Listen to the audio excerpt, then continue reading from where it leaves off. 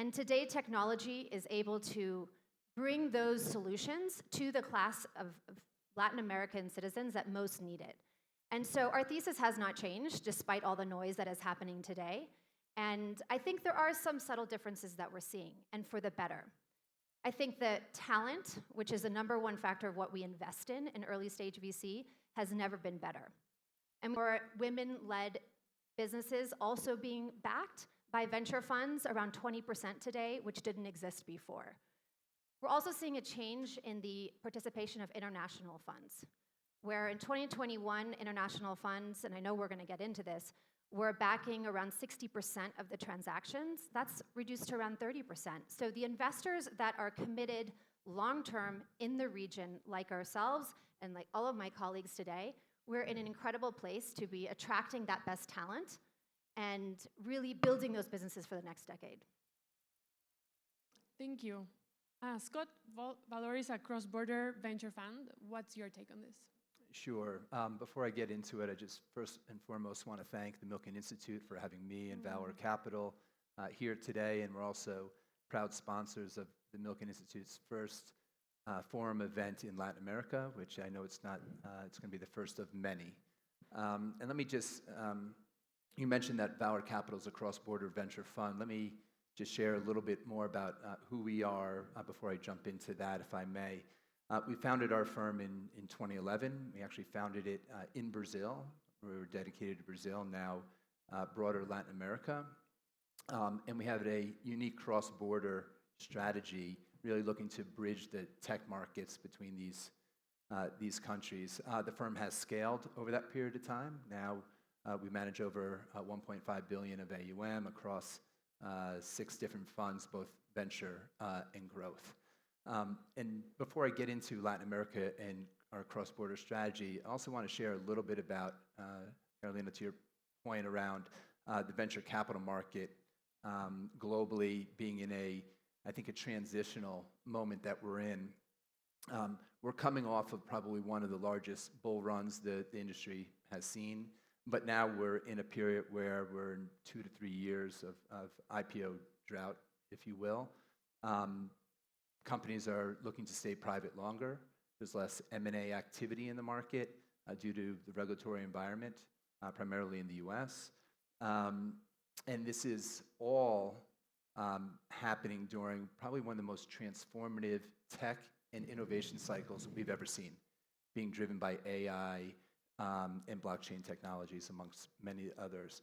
So while the industry has had challenges in the last couple of years in returning capital to its investors, and there has been a pullback in liquidity going to the market, it's a very exciting time to be a venture capitalist. And I think it's also a very exciting time to be a venture capitalist sitting here in Mexico and across the region. So let me just share a couple of thoughts on where the market has come from and where it is today. It's only been de-risked and has only been matured since we started investing in the region. When we first started investing in 2010, there was less than $200 million that was invested in venture capital across the entire region. Today, annually, it's about $4 billion. So we've seen about a 20x growth. There's over 4,000 VC-backed companies across the region right now, and it's across sectors, large sectors that are supporting the growing middle class in financial services, education, and healthcare. So it's pretty diverse. There's been big outcomes.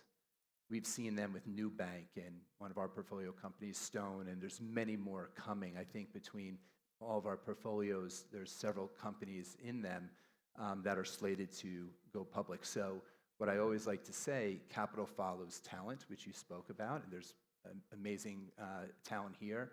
I actually think there's more engineers that graduate here in Mexico annually than anywhere else in the region, and competitive with the US as well. So the talent's here, the outcomes have happened, more will happen, and more capital will flow into the market. So we're very encouraged about the moment that we're in, despite the lack of liquidity in the market, and we're very excited about the opportunity sets that we're seeing here and that we're all going to be talking about. Lastly, you asked about cross-border. it only happens through partnerships. You heard earlier today about the codependencies between countries.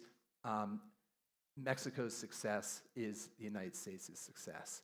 We built our firm based off of founding on diplomacy. One of our founding partners is a diplomat, and building these bridges are extremely important between Mexico and the US and other global partners to unlock that value.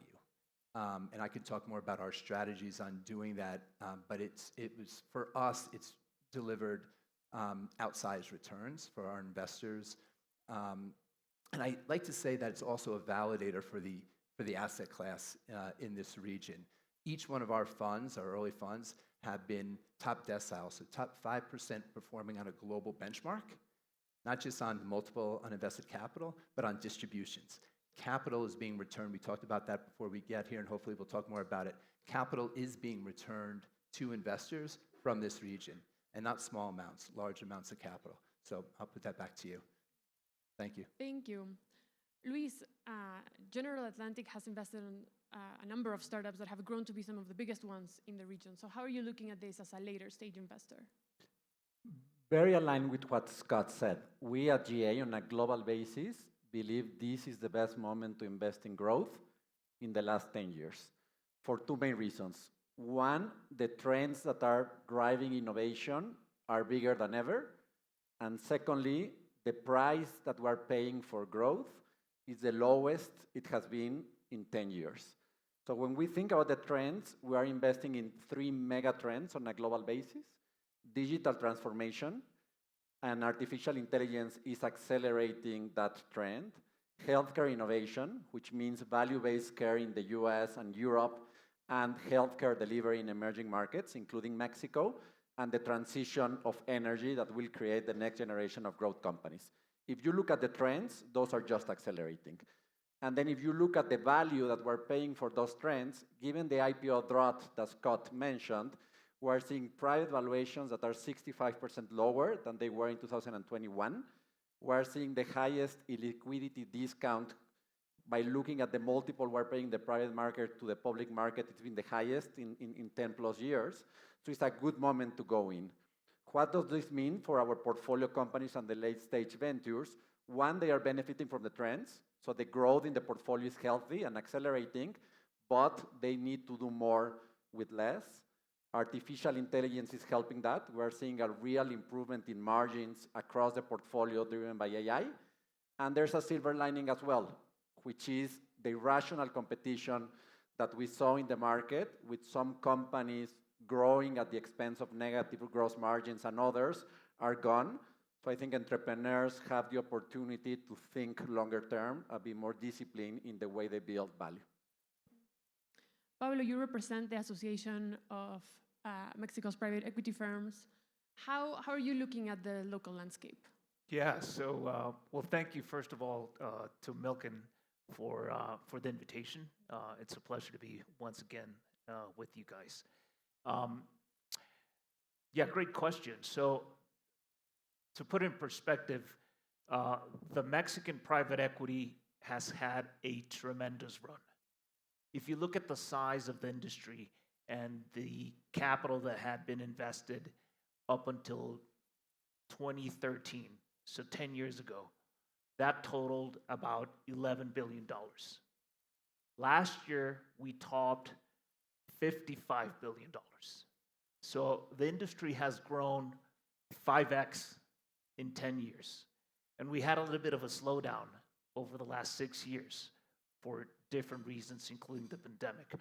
But truth of the matter is, the industry is thriving. There are tremendous opportunities here still to be tapped. And what we're looking is for this trend to continue. If you look at the potential the industry has, it's really incredible. When you look at private equity penetration in terms of GDP, our industry currently at $55 billion could be 20 times larger to get to a penetration rate that is similar to the one that developed countries have, like the United States. So summarize it, we've had a great run, but we still have a lot of runway. And given the situation in which Mexico is right now, we've heard it all throughout the morning: global tensions, geographic location, access to talent. We're just positioned to continue to grow. Pablo, I might stay with you for a moment to go a bit deeper on the local market and how the local pension funds, the Afores, are factoring in this particular topic, because we know they're growing rapidly and there's expectations that this market is going to grow even further in the coming years. Yeah, great question. The local pension funds, the local pension system is very new in Mexico. The local pension system, as we know it today, really was conceptualized in 1996. So it's really, really young. And savings in the country are very strong. So the pension system has started to invest in private equity, and they've been a big engine behind the growth that the industry has had.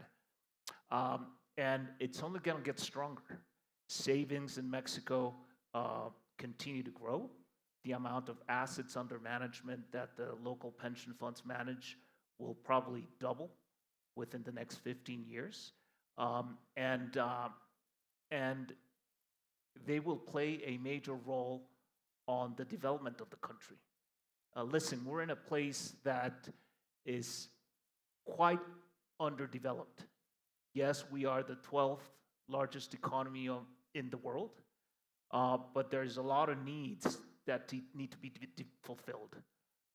And those exist, I'll talk about sectors in a moment, but their role is critical for the continuation of the development of the industry and the country, and I'm sure we'll continue to see them very active in it. So the topic of exits is something that came up already, and certainly something that is of high interest to any investor. We've seen a real lack of exits through IPOs in Latin America, but now we're starting to see startup founders talk about them again, and about how they're eyeing the 2026 window, potentially. So, Luis, how are you seeing this timeline? Does that seem like a feasible one? Yeah, exits are the elephant on the room, particularly in Mexico. It all sounds great, but show me realized returns. And just as a bit of context, our own experience, GA is a global manager. We manage around 100 billion in AUM, and our growth equity strategy does not have a dedicated mandate for Latin America. So a deal in Latin America competes with a deal in the US, in Europe, and in China. And despite all the macro noise, despite all the challenges, Latin America is more than 10% of the global portfolio, and it has delivered some of the best realized returns for the firm over the last 5 and 10 years. So over the last 7 years, we realized $7.5 billion of liquidity in Latin America. So there is liquidity. But venture capital and private equity is a very cyclical industry, and Latin America is a very cyclical geography. So when you put both together, it implies that exit windows are very narrow. It can be a long period of time when you don't have an exit window, and you need to be prepared for that. When you look at the liquidity that we've achieved, it's been diversified across many sources. 50% has been public markets in the US and in the local exchanges, but the other 50% has been private capital, including secondary players that have been a key source of liquidity for the sector over the last couple of years. We are ready to underwrite longer-term holds in Latin America. You need to have that flexibility, and you need to be ready, and the company needs to be ready, because you never know when a window opens up. I don't know if there will be an IPO market next year or not. There are just too many variables globally and in Latin America. But we do know that more than 3 of our companies are preparing to go for an IPO, because we think the probability that there is an IPO market is high enough to justify that effort. Christine, how does the lack of exit impact your fund, but also what other options are there? Right. I think the overall impact is that everything just moves a lot slower. And one of the main themes amongst all of the early stage funds and emerging managers is just if they're able to raise their first fund, their second their second fund and their third fund. And without that liquidity, it's very hard to do. So we're seeing a lot of emerging managers exit the market. And I think that the greatest funds, the greatest founders are forged under fire, and that is this moment. So the long-term investors will stay, and they'll be able to raise their second or third funds. And in terms of exits, in our own experience, we've seen a lot of M&A activity begin to pick up, but even on the smaller sized transactions. And so the companies that have the cash, they're in an incredible position to be in right now to take advantage of this moment. And then we're also seeing a lot of creativity in the market, dealing with secondaries. And I know we all talked about this. We've all been very active in the secondary market right now. And in our experience with Ignia, that has been one of the best ways for us to achieve liquidity that our LPs are asking for, with exceptional returns and through a lot of the new structures that we've been learning about, such as GP-led secondaries, for example. We remain the managers and the assets that we truly believe in, and we also can reset the clock for us, and so that what typically is a 5-year investment period, 10-year holding period, can then be extended another 5 years for us. And so I think that's really where we're seeing our greatest exits and where we expect them to come for the next few years. Scott, maybe you can spend more time on this idea of the secondary exits. I'm happy to. And commenting a little bit on what Luis said a moment ago, we do see microcycles in Latin America, and it's really hard to time them.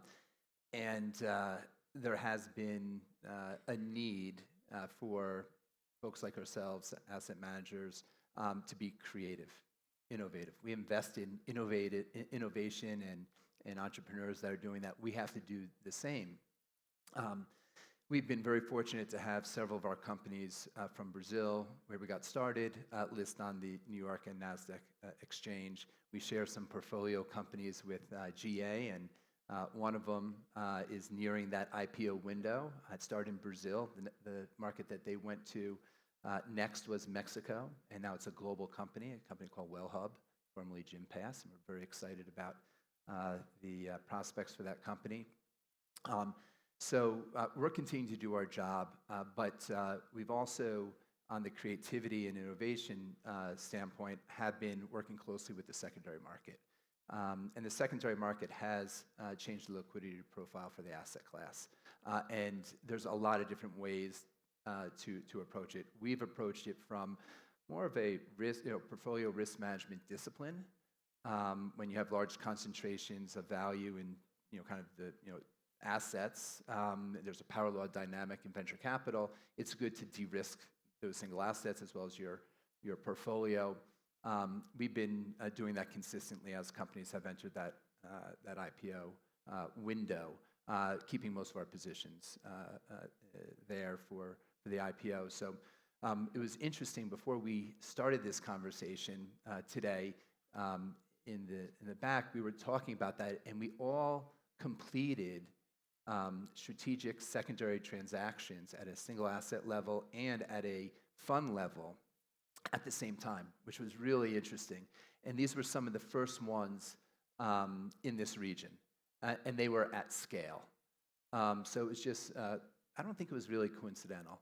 I think we were looking at the moment, we were looking at our portfolios, and we were looking at the tools available to us that are available to others in the market. So I think that's my view on exits. On the timeline that you asked Luis about, I think tides are changing and it's moving in a much more positive direction, but there's still a lot of uncertainty. But that uncertainty is being cleared up. This was the largest election year globally. Will be completed relatively soon with the US election, so some of that will be behind. Rates are moving in the right direction. Liquidity is coming back to the market. So I think the outlook looks positive if it's next year or the following. Pablo, from your perspective as managing director of PC Capital, how do you approach exits in the local market, considering that the Mexico IPO market is so small? Yeah, good question. So we are a growth equity manager, and I think your alternatives vary depending on where you play. So as a growth equity manager, we invest in companies that are more mature than the ones the venture investors invest in. And what does that mean? These are companies that typically have a good 3 to 5 year history of continuous growth. I can tell you on our portfolio, our average company grows 40 to 60% annually. And they're all profitable because we invest in that stage.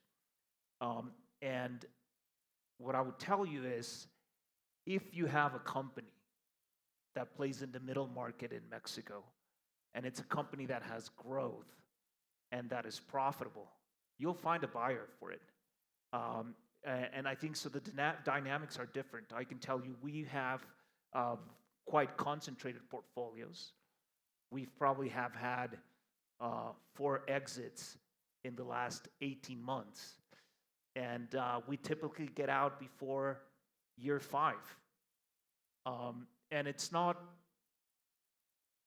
because there's a market for these assets. If you look at M&A activity in Mexico, even before and certainly after the pandemic, there's about 20 to 30 transactions, M&A transactions each month, occurring today. Maybe the average of those transactions is in between $20 to $30 million, so they're not that big. But that doesn't mean you can find an exit if you're trying to execute a transaction that is, somewhere in the neighborhood of $15 to $100 million. You will find a buyer. And you will find a buyer because the dynamics of this country are very, very, very favorable. And you can't find these companies that are growing at these growth rates anywhere. Or, it's a special dynamic. So I think these are companies that make a lot of sense, yes, for financial buyers, but for strategic buyers, local strategics and international strategics. So summarize it, there's a market for good companies, and as a growth equity investor, you don't go in thinking that there will be a capital market out there to allow you to exit through an IPO, because traditionally that market hasn't really existed, and you can't bank on it. Mexico is in a moment of change. No, it's the 24th day of President Claudia Sheinbaum's administration. I think there's a lot of expectation around her administration. We're also seeing a lot of changes in the country at the Congress level. Luis, maybe I might start with you on how you're viewing the change of landscape. What kind of impact will it have in the sector? It really varies by industry basis, depending on where we are investing. On a macro basis, we continue to be committed to Mexico. We continue to believe that certain industries, including healthcare, financial services, consumer, will benefit from the local consumer market. So we remain optimistic, encouraged, looking for exit alternatives as well. Obviously, there are some points of consideration that we'll continue to evaluate to see how they progress. Those will affect our decisions regarding which sectors to target, but our core sectors remain unaffected by the current changes. Because that's mostly the consumer business, right? It's mostly consumer. I mean, if you think about the big sectors, one is financial services, another big one is healthcare, for instance. So there's a big supply-demand imbalance in healthcare in Mexico. There's just not enough supply of healthcare services to cover demand. We recently invested, together with other Mexico investors, in the second largest hospital chain in Mexico that is serving the middle market, and that by creating that infrastructure will also allow insurance players to go after that market. So that sector remains unaffected by what's happening on the public sector. We're doing a lot in fraud management, for instance, and identity management. As the Mexican economy becomes more digitalized, the fraud prevention becomes key. Mexico and Brazil are two of the most fraudulent countries in the world, and there are real solutions that leverage technology that are helping digital companies to interact with consumers digitally. That includes a company called Incode in Mexico and one called Unico in Brazil, and those trends will continue. So when you look at the micro level, we're not seeing that affectation given where we're investing. Christine, what are you going to be looking out for in the new administration? Honestly, what we're investing in we don't depend on any change happening in the new administration. I think we're coming out of 6 years where our founders have looked to build and grow their businesses regardless of what the changing tides are. And I think what we hope for is stability in regulation and clarity. And besides that, let the founders build their businesses. And I think it's important, especially for a forum like this with so many international founders, that they have the trust in the systems. I think they need to trust the rule of law. And we're going to see how that unfolds in the coming months and coming years. And as an investor, it is our responsibility to be building a portfolio of assets across the region. And so I think that's very important.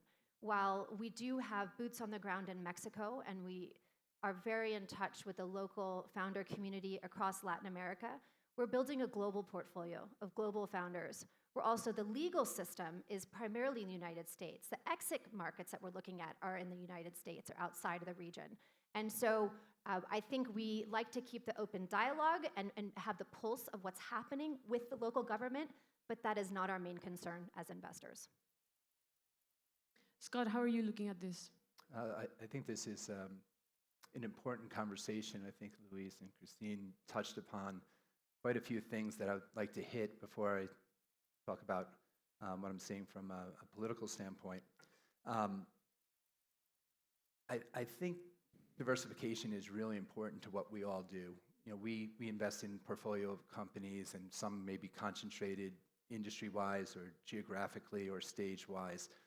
And when you think about diversification, you have to think about what we really do is we underwrite risk, and there's different archetypes of risk. And when you're thinking about a portfolio across Latin America, you don't want too heavily of a portfolio concentrated in regulatory risk or capital markets risk or technical risk. You need a balanced portfolio. So I like the points that were just made, that a lot of what we're doing could be consumer-driven, that are not dependent upon any new policies out of the government. You just got a large growing middle class, consumption happens. That's a good part about it. A lot of the conversations that we're having in this room, in this forum, has been around nearshoring. Well, nearshoring has gone through the first wave. It's very clear, geopolitically driven. FDI has increased, GDP has increased. Many proof points for some shortcomings maybe of China or that debate, but also for the strengths here in Mexico, the labor force, the proximity to the U.S., logistics costs, the savings costs, all of that is really there. Yes, I think the government policies drive a lot about drive the nearshoring opportunity further and can further accelerate a lot of what we do. To your question, I am encouraged about what I'm hearing. Valor likes to sit at the cross-section of policy and regulation and technology and innovation. We think that is a very important place to sit. My friends, my peers in the US tend not to engage. In Latin America, you should engage. You should help influence and be part of that discussion. I'm encouraged about what I'm hearing in a lot of different areas, but focusing around the nearshoring, around energy. President Sheinbaum has made it clear it's a priority. It's her background. Energy transition is going to happen. And just comparing and contrasting it for a moment from Brazil, where we spent a lot of time, the energy capacity is about 200 gigawatts there. Here it's about half of that. In Brazil, it's about 80% in renewables, of which 37 gigawatts is in solar. The nearshoring-driven supply needs here are estimated around that 37 gigawatts, 50 billion in funding that has to come from that. Where's it going to come from? You heard the foreign minister speak this morning. It's not just going to come from the public sector. It's going to come from the private sector. That's going to create massive opportunities for everyone in this room, for venture capitalists, growth equity investors, for us. We've made these investments in Brazil in solar.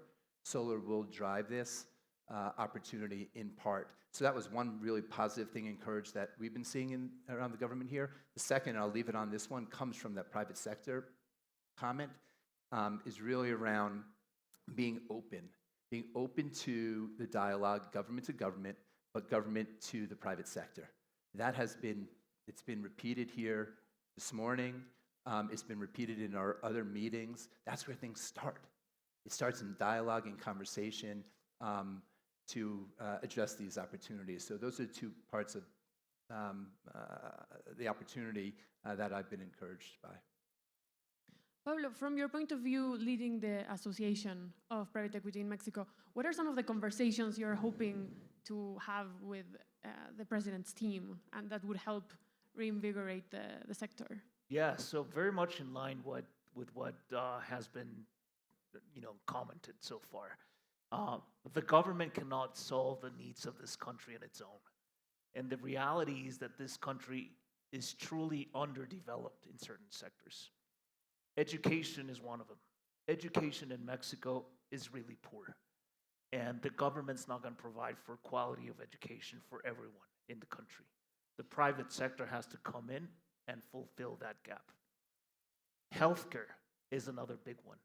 The deficit in beds that we have in this country in terms of hospitals, in terms of clinics, is not going to be filled by the government. And the private sector has to come in and invest. And that's the reason why these companies are growing at 40, 30, 60% per year, because that opportunity exists.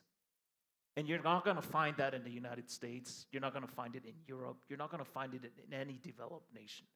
The minute you're able to become part of the middle class, the minute you have some type of disposable income, the very first thing you're going to want to do is to pay for your kids' tuition to go to a private school.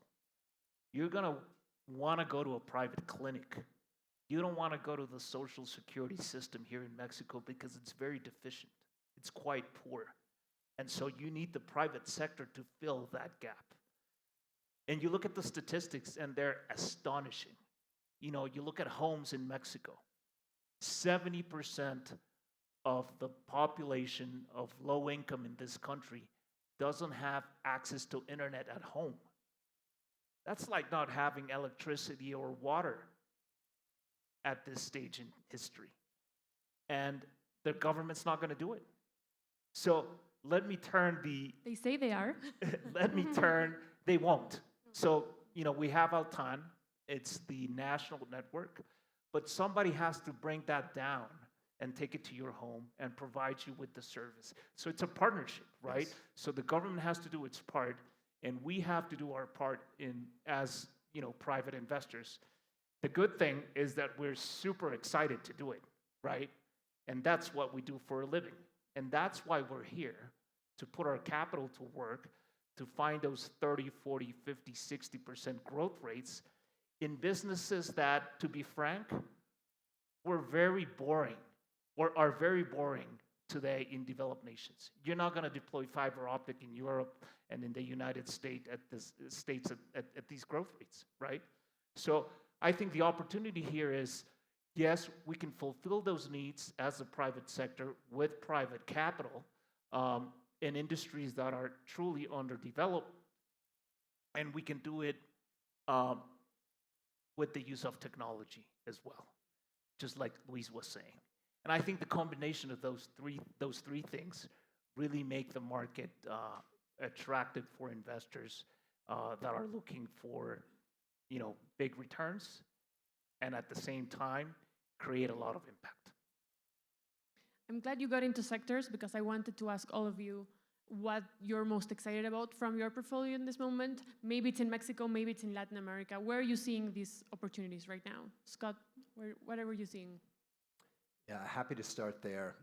Not going to comment on the nearshoring because I already did that, and I think that's only an accelerator.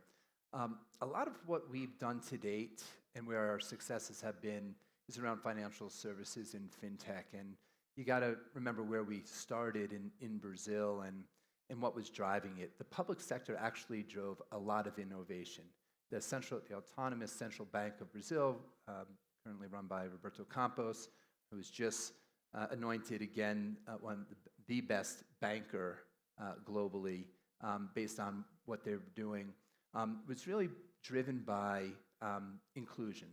The mandate to drive more people onto the social economic development ladder and into the formal economy. And what they did first was really look at payments. And I used to think that getting people on the social economic development ladder, it starts with education, absolutely. And I used to think it was next savings. But through this experience over the last decade of working in Brazil, we saw that was payments, because payments lead to people having bank accounts lead to savings lead to access to other types of financial services. And so look at let's look at the opportunity set here for a moment. You're talking about a large unbanked, underserved population with a cash-based economy and low access. I think the lowest access to credit in the region. So what's the first thing is looking at digitizing payments, which is going to happen, and that's something that we're very encouraged about here. The next thing that we've done, looking at Brazil to here, was really look at alternative lending platforms, bringing cash in and out of the system, in and around the banking institutions that have not been inclusive to date. And we put together a portfolio of vertical lending platforms. Here today in Mexico, we have one that Nexu that's focused in a massive market, in the automotive market, doing auto loans. That's hitting its growth stride and doing phenomenally well, and is a profitable business. So we're encouraged about those things. So I'm super excited about the fintech opportunity here. And just back to the earlier comments, we need to be, as venture capitalists and growth equity investors, macro sensitive, but we got to focus on the micro. And those are the attributes that I was just talking about. Christine, how about you? So I would say absolutely fintech. That is one of our major areas. And so not to repeat everything that Scott said, because that has been a major focus of our fund, but extending to what are the key opportunities on the micro level. And a large part of what we're seeing is everything related to the value chain of digital commerce. And this is something where you look at 98% of the SMEs in Latin America didn't have access to digital platforms. So investing for us, it was early stage in 2017 in the Shopify of Latin America, a company called Nuvem Shop, Tienda Nube, where they were doing something as simple as connecting SMEs, allowing them to create their digital store online. That company has now become primarily a financial services company as well. So it provides the platform serving close to 150,000 businesses today, but they're also then helping them with all of the issues that we see inherent in payments and dealing with fraud, dealing with everything else that an SME may need as they grow their business digitally. The value chain that in other developed markets is fully developed. In Latin America, in a large case, there are a number of opportunities where we're applying technology to the needs of those digital solutions. So for example, inventory management, returns, everything dealing with last mile delivery, a lot to deal with those logistics. And we just see a countless number of founders that are just every day coming at higher volumes because those pain points still have not been solved. And you look at the future where this is going. In Latin America, only 12% of all the retail businesses is conducted online. So the opportunity exists, and that if they were just to get to be the size of the United States, where almost 20% of retail is conducted online, or not even to mention with China, with the growth rates being the highest in Latin America, all of these businesses are going to be growing over the next decade. Pablo, I guess you already gave us an overview. Is there anything that you would add to? No, I would agree. I mean, financial services is one of them. Depending on what report you read, I think the common denominator is that you'll find that 70% of the population here is still unbanked. And the population that is underserved is not going to go to Bancomer or Citibank to open up a bank account. And so technology is playing a big role in penetrating the underserved financial population. And that's the reason why it's such an attractive sector. And I think, we all have companies in that space that are, experiencing tremendous growth. And there's still a lot of white space out there to be covered. Luis, you were saying earlier that there's 2 or 3 companies that might be headed for an IPO. What are some of the companies that you are excited about from the portfolio? So in terms of verticals, are the ones that were already mentioned. I will not repeat themselves. One is financial services, which is asset management, payments, and digital banking. I mentioned healthcare, I mentioned software, and I mentioned marketplaces on the online front. One big trend, and it's related to the companies that are pursuing an IPO, is there are still some industries, particularly in Mexico, when you look at the level of fragmentation, it does not make sense. These are industries that have consolidated in other parts of the world, where it makes sense for the industries to consolidate, even that there are industries with very high fixed costs. Think about pharmaceuticals, hospitals, retail, and where the market leader in Mexico has a 4 to 5% market share. When you look at the companies where we invested in those sectors, these are companies that are growing 35%. They operate in markets that have an average market size of $40 billion, but they have a market share of just 1.8%. They are accelerating the growth in market share organically and inorganically through acquisitions. The cycle, the current moment of the cycle where cost of capital is high, is a great moment for the winners to go and try to consolidate the market. And I think many of these companies will make great IPO stories because they are very early on their journeys. They are probably on inning 2 of executing their business plans, and there's a lot to be done around consolidating these industries, and I think it will happen over the next few years. I like that all of you spoke about fintech. I think that's a really huge topic. I know there will be a panel specifically on that later in the afternoon. I'd like to stay on there to finish, because it seems that in the last couple of years, there's been a lot of companies coming into Mexico, bringing, either starting operations in Mexico or launching operations, and there's always this talk of the great opportunity. But as the years go by, it seems like it's been challenging for some of these companies to gain scale. Of course, it's a challenging market. It's a very large market. What still needs to happen, or what are some of these? What do these challenges have to do with? Luis, maybe I'll stay with you. Of course. So the benefit of being a global investor with a single pool of capital, similar to what Scott was mentioning, is you get the benefit of seeing what has happened in more developed markets, such as Brazil, China, and India, compared to Mexico. And our main observation in fintech in those markets is that growth has not been linear. There's a point in time where growth of fintech is exponential in these markets. It happened in Brazil 10 years ago in asset management with XP. It happened 5 years ago with Nubank and others in digital banking. It happened over the last 2 years with Pix in payments. And when you look at the stages, they tend to be 3 main stages. The first one is where the sector disappoints. There's a lot of noise, but there's still not enough scale to make a difference. We have a second phase where there's growth that's linear, is fast, they appear in the picture, but it's still not fast enough to really disrupt incumbents. And then we have the third one, which is exponential growth. I think in Mexico, we're in the second one, clearly. I mean, if you look at the number of consumers that have a digital-only account, it's grown from 1% to 22% of the population.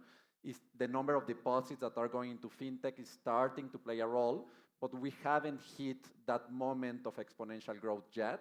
But when we look at the elements that were in place in Brazil and India when that happened, those elements are already here in Mexico in terms of regulation, in terms of branding, in terms of capital going into the ecosystem, in terms of entrepreneurial activity. So we think it will happen. It's impossible to time it, but I think all the trends make us believe that what has happened in these markets will happen in Mexico at some point. Thank you. It looks like we're basically out of time, but I hope that we can continue these great conversations at the next networking break so that we can get to hear what all of you think of what's still needed. Certainly, it's an exciting moment. We know that there's a lot of opportunities, but there's certainly some challenges, right? And so it's going to be interesting to see how the sector unfolds. Thank you so much to the Milken Institute for having us today. Thank you. Thank you.